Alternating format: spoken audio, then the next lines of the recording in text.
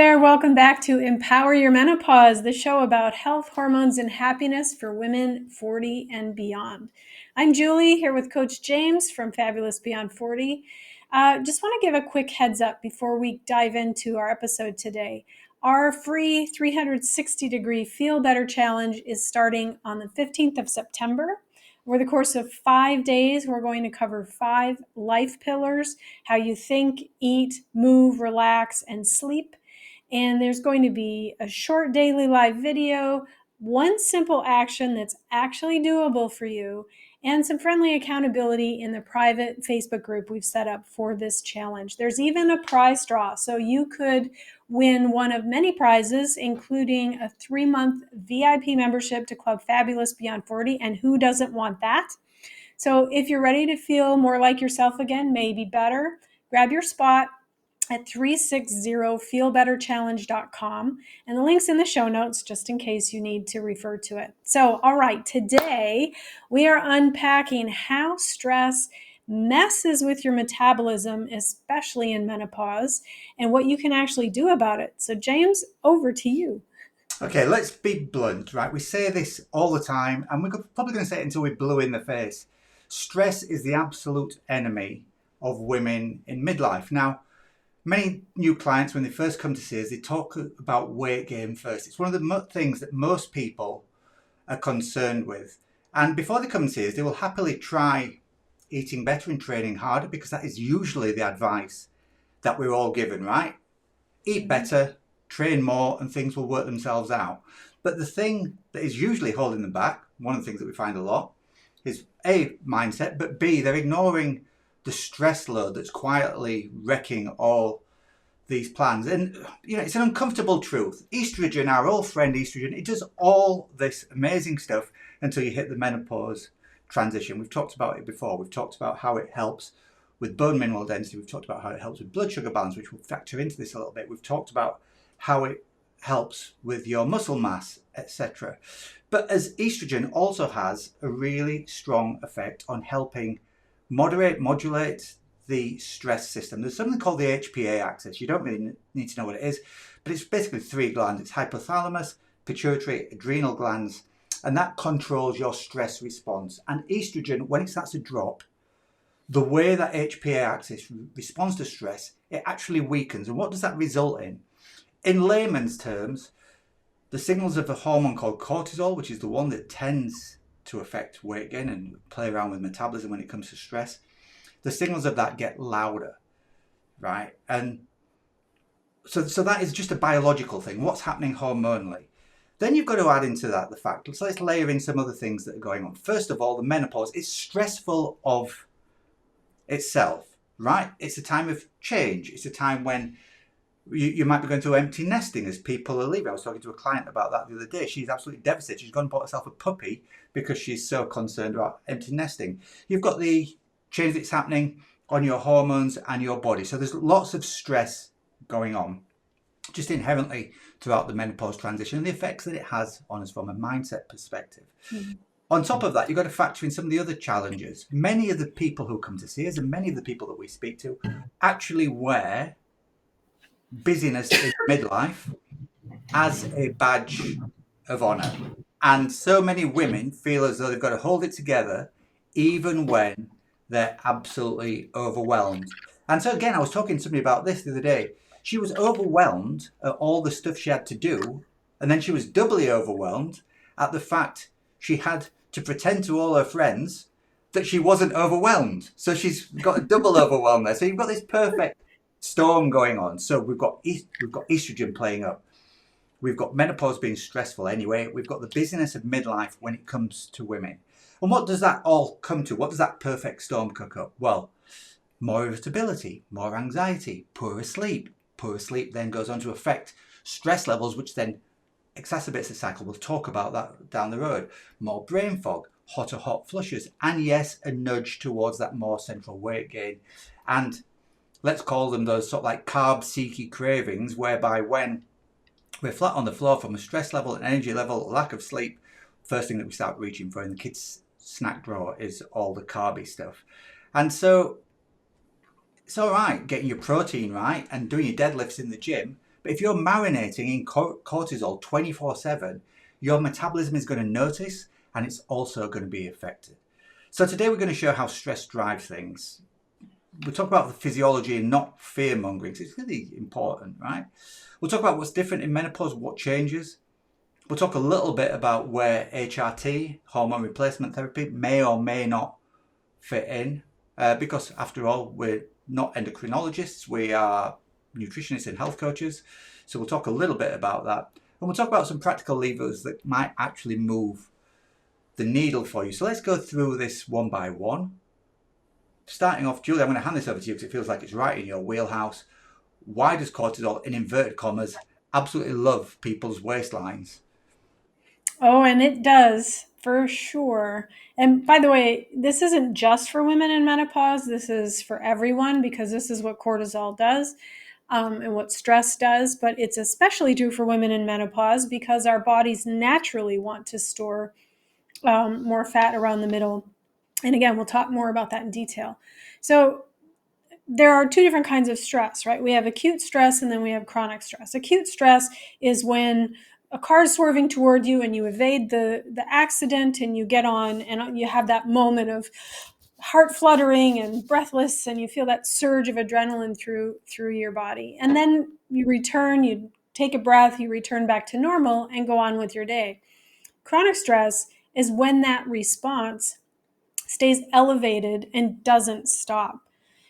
Our stress cycle, that HPA axis that James talked about, has a way of functioning where we respond to the stress, our body cortisol and adrenaline, our stress hormones all surge so that we can escape the danger.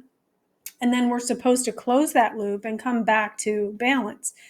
But today's lifestyle doesn't really permit us to do that. There's all this stuff coming at us from so many different directions. And then you add on to that menopause and busy lives and overwhelm, etc. So it flips on that alarm internally and it just doesn't shut off. And when that happens, your body is releasing cortisol when it shouldn't be. And cortisol is actually useful when we have it at the right time of day. But what we want is to again close that loop and let cortisol go back down to where it needs to be. So when we have that short and sharp stress response, that's useful for us because it helps us avoid a dangerous situation or respond well. But when it's constant, it means trouble. So when we have that long-term stress going, cortisol is going to increase our appetite. It is going to make us crave the kinds of things that are comforting, like the carby and sugar and high fat foods that we tend to turn to, whether that's cookies or chocolate or crisps or whatever that might be. And because of the way cortisol works, it will shift the fat storage preferentially to your midsection. And that abdominal area becomes, well, you can have a beer belly without ever drinking beer, right? Because that comfort food is like a self-medication and it just continues to add on. Even though we don't advocate counting calories, we do need to be careful about taking in excess calories, especially when we are constantly stressed. So this isn't about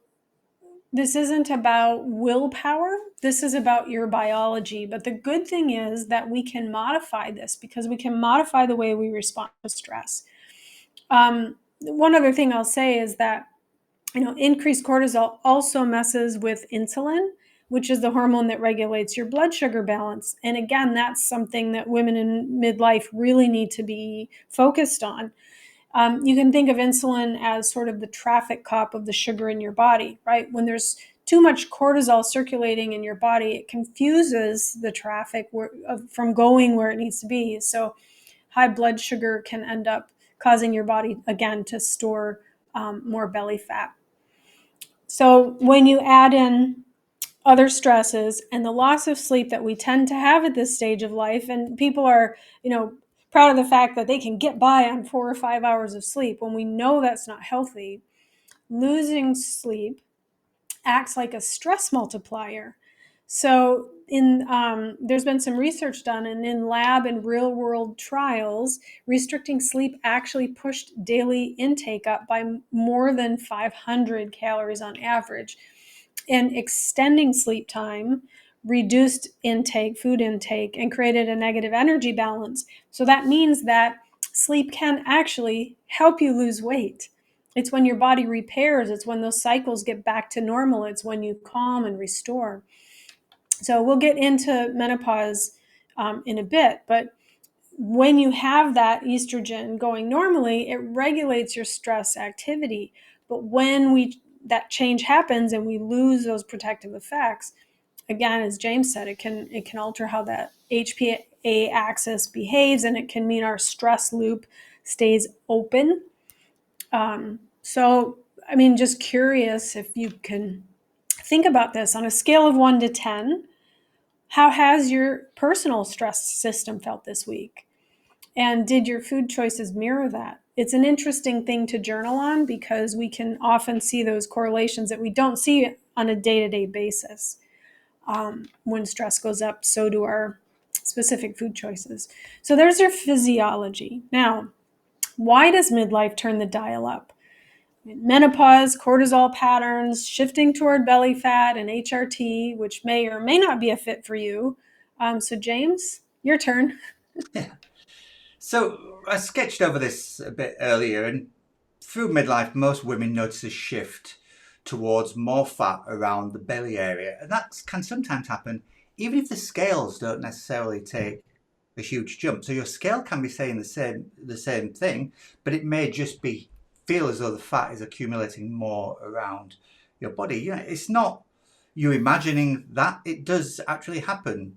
Studies show an increase in fat across the transition. The challenge with this is that having more of what they call visceral fat, that's the fat that is around your tummy, around your gut, around your organs, is more linked with both metabolic and heart risk. And obviously, there are two things that also are challenged by the fall in estrogen as well. And so it's almost layering one thing on top of another. Again, we sketched over this before, and Julie mentioned it a little bit, but estrogen also manages blood sugar in menopause. So that is a really, really important thing. When estrogen is not cushioning that blood sugar response, the body is going to be more prone to store fat in the midsection. The other thing within all this, of course, is that when you are super stressed through the menopause transition and estrogen has dropped, your body needs estrogen from somewhere. So there are two natural sources post ovaries stopping making it. One is in your adrenal glands, in your stress glands, and therefore if you're stressed all the time, they won't preferentially produce estrogen. And then the second one is in your body fat. So your body's absolutely working against it because your body wants to store fat because it acts as a part of the endocrine system and actually starts releasing estrogen itself. So your body is more prone to wanting to hang on to it. Okay, so we know that studies show that the more stressed women are at this time of life, the more their metabolism is imbalanced. So it's really, really important. A quick word about HRT. We talked about this before. There are some studies that show that hormone therapy has been linked with less gain when it comes to deep belly fat. It's important to realize that HRT is not a fat loss drug. It's not for everyone. It's something that you really need to talk to your clinician about. As I said, we're not nutritionists. We are nutritionists and coaches. We aren't endocrinologists. So it's really, really important. So I suppose if you want a one-line metaphor for all this, maybe think of menopause as the body changing its storage postcode. So there's less fat going to be stored in your hips and thighs and more around your tummy. But there are things you can do about this, of course, that we'll come onto in a little bit. So the biology kind of sets the stage for it, but it's not the absolute end goal of all this. Let's start by talking about the effect that all this has: stress affecting metabolism, affecting our dietary choices. And again, Julie, I think this is kind of like one of the bits where you can come in and offer your own insight. Why is it that women at this stage of life end up being So snacky, what's going on with that sleep, stress, snack loop? Yeah, and it really is a loop. I mean, women are more prone to emotional eating anyway.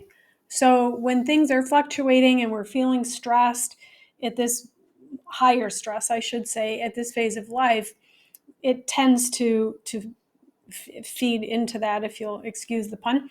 Um, and so when you're not getting enough sleep, your body needs energy from somewhere. So we tend to want to eat more because that's our natural go-to to get energy. And when we want quick energy, where I don't know anyone who craves broccoli, um, so the first thing we tend to go for are those carby, snacky foods that are quick to eat, readily available, convenient, and they soothe not only that need for quick energy, but also that emotional need to manage our stress a little bit.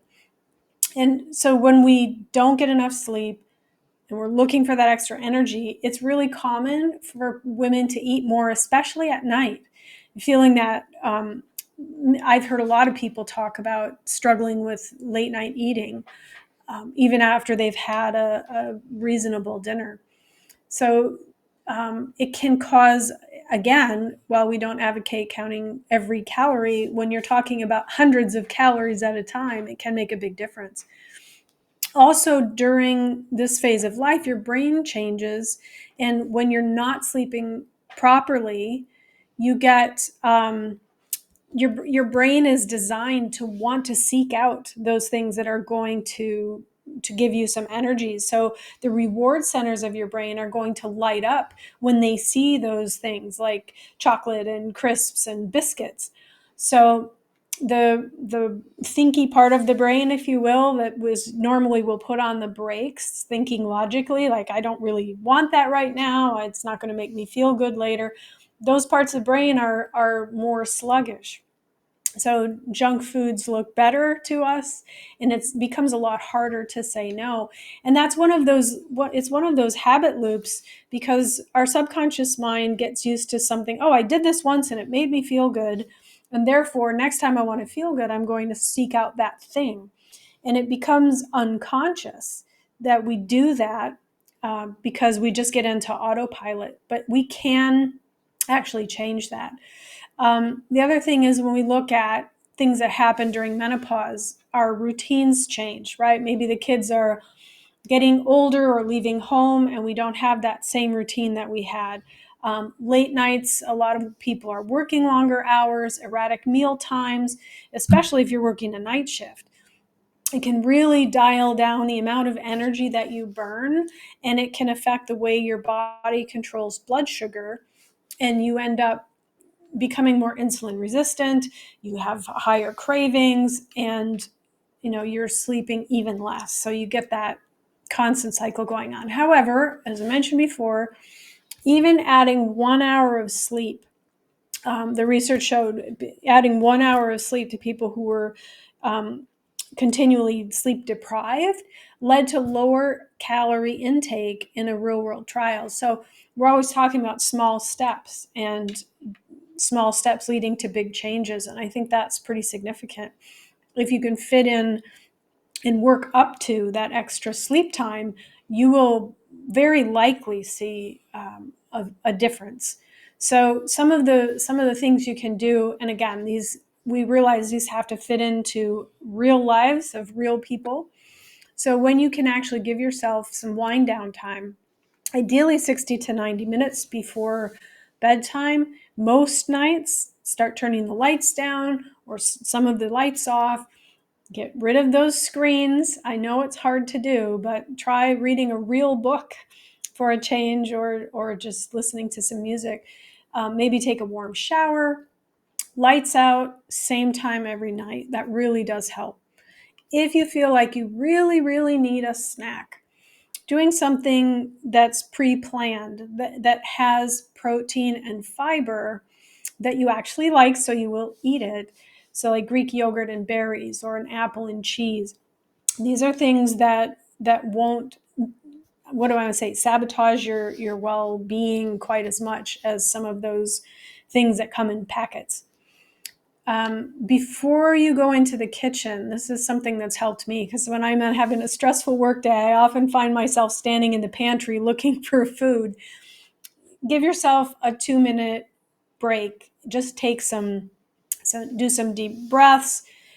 Maybe take a lap around the house. I do that regularly, to take 2 minutes to play with the dog, and then decide if you still really want the snack. Sometimes it's just a matter of stopping that breaking that chain and stopping that unconscious activity. And when you wake up in the morning, if you can get some outdoor light, within about an hour of waking up, it'll help your body clock reset and your circadian rhythms reset, so that if you get up at a consistent time and you go to bed at a consistent time and you're exposed to some natural light, that can really help the way your brain processes some of that stress, and helps you get to bed. There's lots of other things that you can do. Planning ahead is so helpful, because we get to decision fatigue at the end of our busy and stressful days. So knowing what you're going to eat, planning the next day, even if you don't plan a whole week at a time, planning the next day what you're going to eat, so that you don't have to end up lost for what to decide and just grabbing whatever's convenient and comforting at that point. We worked with a client who added somewhere between 45 and 60 minutes of sleep and a pre-planned default snack, and her waist actually changed before the scales did. So again, this is real life stuff. We're not just saying, oh, wouldn't it be nice if you could try these things. So if you added 30 to 60 minutes of sleep to your routine this week, where would it fit? Where would it fit? How could you fit that into your schedule, or how could you start? And if you decide that you can't really give up that late night snacking, what would your default healthier option for a snack be? So think about that.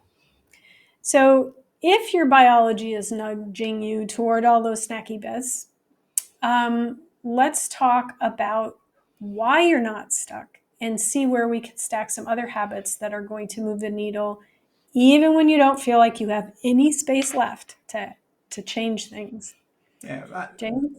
I think that's the key thing here, isn't it? Not that this is anything new on what you've just talked about, but more talking about what specific actions can you do? Small actions where you can pick one or two and see if you can do them well for a week, right? So this is about bringing in some habits. We fully cognizant that it's really hard to talk about balance at this stage of life. If we sit here just saying, okay, we know you're stressed out, go and do 60 minutes of yoga, go and do half an hour of Pilates, go and take a Tai Chi lesson, sit and meditate for an hour. Most of you are going to say, F that, we're not doing it because we don't have the time to do it. And so, it's important when we talk about advice to make it as real world advice as possible. So what are the little things? Julie talked there about sort of like protecting your sleep window and how can you do it. We talked about how trials show that by improving your sleep, you can actually reduce your weight. So what could you commit to? What is one small thing? Is it, putting your phone down before bed, an hour before bed, and moving it to a different room? Is it buying some earplugs that will make the room quieter for you? Is it sort of like buying some blackout curtains that will actually black out the windows and make sleeping better for you? So think of one thing that you can do when it comes to sleep. Any of those things we do, you may have your own ideas. Okay, that idea of breathing or going for a walk before you hit the kitchen, you might not have time to go outside and do a 10-minute walk. So could you just take 4 to 6 really big deep belly breaths before you actually reach for the snack? That could be a habit that you could pop in as soon as you head to the thing, and leave a post-it note on the cupboard if that helps, saying breathe. That's all it's got to say. No one else has to know about it, right? I think, we talked about before, trying to get more protein into your diet is really, really key. More protein and more fibre. They're the two things that are going to help best with blood sugar balance. Now, recommendations are sort of like, trying to get around 35 grams, 40 grams of protein per meal, or a palm-sized portion we prefer to talk about, so you're not sitting and weighing things out. Sitting here and going straight off and saying, right, I'm going to hit that with every single meal, it's going to be a challenge, and it's just going to add to the extra overwhelm. So just pick one meal where you could do that. Is it breakfast? Is it lunch? Is it dinner, where you could just add a bit more protein in, or a little bit more fibre? That could be something as easy as, if you have some yogurt and some fruit in the morning, adding some more fibre could be as simple as just sprinkling a spoonful of flaxseed over the top of it, to help. Really, really simple. Obviously, gym work is always going to help when it comes to both reducing stress and helping your metabolism as well. Lifting, talk about it a lot, lifting some weights, heaviest weights in the gym. If you join our club, Fabulous Beyond 40, we give you tons and tons of workouts that you can do, all specifically designed for women in menopause. If you don't want to join us, that's absolutely fine. Find a friendly personal trainer who can come up with a menopause friendly program for you. And you don't have to be doing it 5 times a week. Choose 2 30-minute sessions during the week where you can do that and bring it in. It will help massively. And then for me, the number one thing out of all the things you could habit stack, if you're going to stack anything, Julie touched on it before, pre-planning is so key to all this. So I would say meal planning over the course of the weekend, when hopefully things are a little bit stressed because most of us work Monday through Friday, kids won't be at school then. If you can sit down for half an hour, plan out your meals, plan out your snacks for the week, and then go and execute it by going to the supermarket. You will gain so much control over what enters your body when you're feeling stressed, which is one of the challenges when it comes to this whole metabolism thing, by actually knowing what you want at certain times. Plan it down to your snacks. Really, really simple. And then just buy that stuff in. If it's pre-packed, packages of beef jerky or something like that, that is your go-to protein snack, absolutely perfect. If it's just a piece of fruit, plan it in, because if it's planned, you're less likely to reach for something else. So, pick 2 of those things that I've just suggested. There are a litany of them, and Julie suggested some before, and do them boringly well. Be as boring as you can for the next 7 days by just doing them consistently, because your metabolism is going to notice what you do on most days rather than just what you do on a Monday. So pick 2 levers, do them boringly consistently. Julie, do you just want to do a final recap of everything that we've talked about then? Before we Yeah, start? totally. So we talked about chronic stress, keeping your alarm system on, nudging up your appetite, making your choices more likely to be those quick hit foods, and favoring fat storage around the midsection. It's not a character flaw, it's your biology, but you can work with it once you're aware. Awareness is key. So secondly, we know the dial shifts when we're in menopause. We have less estrogen, which means those alarms can ring louder, and our default storage becomes the waist. It's common and changeable, although we do need some of that fat to produce estrogen, but lowering stress would be even better so the adrenals can take on their share. Secondly, the things that work aren't fancy or complicated. We see all of these push for these special programs and special supplements. When you start by protecting your sleep window, maybe use that 2-minute breath or a little walk before kitchen or pantry raids, anchoring your meals to protein and fiber. These are the things, lifting weights, moving your body most days in some way, making plans ahead. You don't have to negotiate with your snack foods. They don't have control over you. But these are the things that are boring and unfancy, but they work. They're boring and unfancy and they work. They just don't sell big fancy programs. Not that it's easy, but it is simple. So, of course, we're here to support you if there's anything that we can do to help you get that on track. James, you want to wrap us up? Yeah, well, if this hit home and you want some help putting some of the things we've talked about into practice, join our free 360-degree Feel Better Challenge. It starts September the 15th. So this drops on a Friday, so 10 days' time. Over 5 days, we'll talk about 5 different pillars. We'll talk about how you think, how you eat, how you move, how you relax, and how you sleep. Short daily live sessions with myself and Julie in our Facebook group, where we'll be jumping on 15-20 minutes, and we'll give you one doable action a day. The whole thing should be wrapped up in about 15 minutes. If you do that and you're consistent, we talked about consistency before, we'll give you a little scorecard. Fill that in, you send it back to us. We'll enter you into a prize draw where the top prize is a 3-month VIP spot in our club, Fabulous Beyond 40 membership. That's worth just under £500 or around $650 if you're listening in the US. If you're listening anywhere else, I'm sorry, my mind right now can't do all the currency calculations, but hopefully you'll be able to work it out from that £450, £480 rather, 650 US dollars. So grab your place at 360feelbetterchallenge.com. We'll put the link in the show notes as well so you don't miss it. Next week, we'll be talking about another really interesting subject. It's the gut connection, why our digestive health affects absolutely everything. It's a big one. We'll talk you through what's going on in your gut. We'll talk you through how to test what's going on in your gut, and we'll talk about what you can do if you test and you get those results. So thanks for listening. We've been James and Julie from Fabulous Beyond 40. We will see you next week. Stay strong, stay fabulous. Take care. Bye.